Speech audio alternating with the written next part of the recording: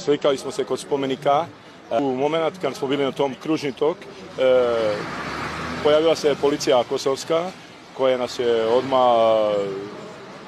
odveli su nas u auto, htjeli su naše dokumente i mogu samo reći, zahvaljujući ovom što tu vidite, mi smo bili spašeni, jer da su to bili i drugi Srbi, jer kad smo vidjeli ovaj teror ovdje koji se dešava nad Srbima bilo gdje na teritoriji je strašan. Odveli su nas u zatvor neki, to je policija stanica. Dođite, ovo je moj prijatelj, 78 godina ima, Janko se mene zove.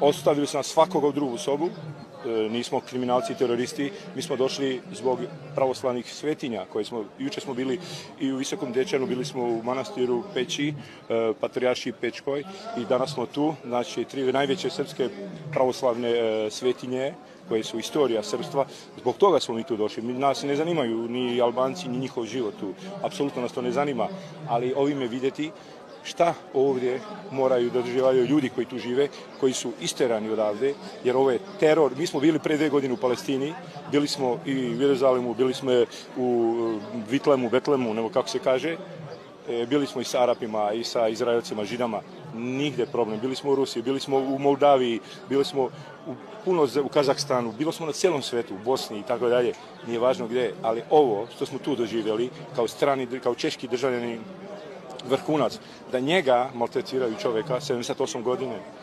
Reci sam. Jučer nas policija uhvatila, nas na policiju, za sliku u spomenika kralja Lazara. To je provokacija. Ja nekom da se naježim, jak to vidim. Zašto?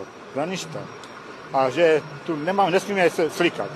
Ne morate se slikati. To nema nigdje na svijetu. Što? Ja samo kažem da za mene je veliki respekt za sve ljude koji ovdje još žive i koji uopšte mogu da pričaju, da dišu srpski, jer ako mi smo kažnjeni kao stranci što smo pokazali znak pravoslavlja, jer kažem, naš put ovdje je zbog ovog praznika Vidovdana, jer svaki čovjek koji je pravoslavni zna šta je Vidovdan. I oni kažu, vi ste došli zbog Vidovdana.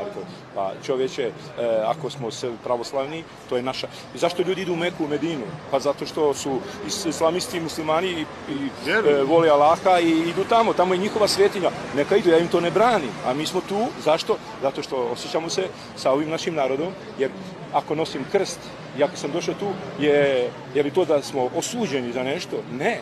Mi to volimo. I ako treba, 100% će biti problemi kada budemo letjeli nazad. Neka ljudi znaju, neka me zatvore i mjesec, i 2 i 3, meni to ne smeta za naše srpstvo.